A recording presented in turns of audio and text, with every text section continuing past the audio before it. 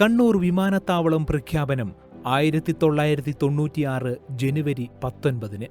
22 വർഷം പിന്നിട്ടപ്പോൾ നമ്മുടെ സ്വപ്നം യാഥാർത്ഥ്യമായി. കണ്ണൂരിന്റെ മണ്ണിൽ നിന്നും അബുദാബിയിലേക്ക് വിമാനം പറന്നുയർന്നു.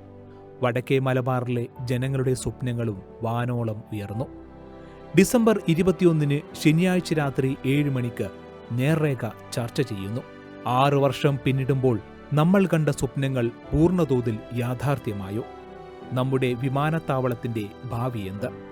North Malabar chamber of commerce chairman TK Ramesh Kumar, shareholders association chairman Abdul Khader Panakkatt, historical flight journey secretary Jayadevan Malgudi എന്നിവർ ചർച്ചയിൽ പങ്കെടുക്കുന്നു.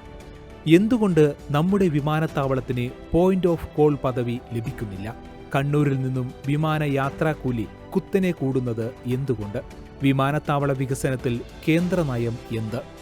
MDA മാറ്റണമെന്ന ഷെയർ ഹോൾഡേഴ്സ് അസോസിയേഷന്റെ ആവശ്യത്തിന് പിന്നിലെ ഘടകം എന്ത്? എല്ലാവർക്കും ഒരു നഷ്ടത്തിലോടുന്നു. അവിടെ ഇതുവരെ വർക്ക് ചെയ്ത ഒരു സീനിയർ സ്റ്റാഫിനും ഒരു രൂപ പോലും വർദ്ധിപ്പിക്കാതെ MD has now the situation is manipulating the situation. ഇവിടെ ആരും അത് സംസാരിക്കാത്തതിൽ വളരെ ഖേദമുണ്ട്. നമ്മൾ ഒരു POC എന്ന് പറഞ്ഞിട്ട് ഇവിടെ നടക്കുന്ന കൊള്ളരുതായ്മകൾ, അനീതികൾ, അപ്പോയിൻമെൻറ്റിൻ്റെ കാര്യം എടുക്കുക. അവിടുത്തെ മിടുക്കന്മാരായിട്ടുള്ള സീനിയർ സ്റ്റാഫ്സ് ഒക്കെ ഇത് റിസൈൻ ചെയ്ത് പോയിട്ടുണ്ട്, അയാൾ ഒഴിവാക്കിയിട്ടുണ്ട്. PM വന്നിട്ടുണ്ടെങ്കിൽ പ്രധാനമന്ത്രി വന്ന് ഉദ്ഘാടനം ചെയ്ത് ഈ മേക്ക് സം അനൗൺസ്മെൻറ്റ്സ് എന്തെങ്കിലും അനൗൺസ് അദ്ദേഹം ചെയ്ത് നടത്തുമായിരുന്നു. ഇപ്പോൾ നമ്മളെ PM, നമ്മളെ CM, നമ്മൾ കേരളത്തിൻ്റെ CM-ന് പറ്റാത്ത കാര്യമാണത്. അദ്ദേഹത്തിന് പ്രവർത്തിക്കാന്നല്ലാതെ കൂടുതൽ പ്രഷർ സെൻട്രൽ ഗവൺമെൻറ്റിലേക്ക് കീഴിലുള്ള കാര്യമാണ്, കേന്ദ്ര കീഴിലുള്ള കാര്യമാണ്. പക്ഷേ ഒരു PM വന്നിരുന്നെങ്കിൽ PM വിൽ അനൗൺസ്. PM അതിനെപ്പറ്റി നാളെ ആർക്കും പറയാം, നിങ്ങൾ ഉദ്ഘാടനം ചെയ്ത എയർപോർട്ടാണ്, അതിൻ്റെ സ്ഥിതി ഇങ്ങനെയാണെന്ന് പറയാം. അത് പറയാൻ പറ്റാത്ത അവസരമായിപ്പോയത്. നാഷണൽ ഹൈവേ ഇവിടെ വളരെ ഗംഭീരമായി നടക്കുന്നു. അവിടെ പണ്ട് പറയും പോലെ കേന്ദ്ര സംസ്ഥാന വിരോധമൊന്നുമില്ല. എന്തുകൊണ്ടാണ് സംഭവിക്കുന്നത്? ഫാസ്റ്റായിട്ട് ഞാൻ മനസ്സിലാക്കുന്നത്, പലരും മനസ്സിലാക്കിയിരിക്കുന്നത് ഒരു ബ്രദേർലി റിലേഷൻസാണ്.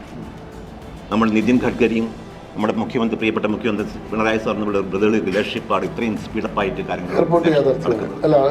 അങ്ങനെ റിലേഷൻഷിപ്പ് ഉണ്ടാക്കി എടുത്തു കഴിഞ്ഞാൽ എയർപോർട്ടിൻ്റെ കാര്യത്തിൽ നല്ല ഭാവി ഞാൻ പ്രതീക്ഷിക്കുന്നത്. എയർപോർട്ട് ഭരണത്തിന്റെ ചുക്കാൻ പിടിക്കുന്നത് ആര്? വിമാനത്താവളവുമായി ബന്ധപ്പെട്ട് ഉയരുന്ന ചോദ്യങ്ങൾ ഏറെയാണ്.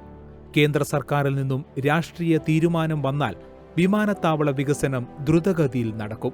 എത്തുമോ ആ നിർണായക തീരുമാനത്തിലേക്ക്? രക്ഷപ്പെടുമോ നമ്മുടെ വിമാനത്താവളം? കാണുക നേർരേഖ.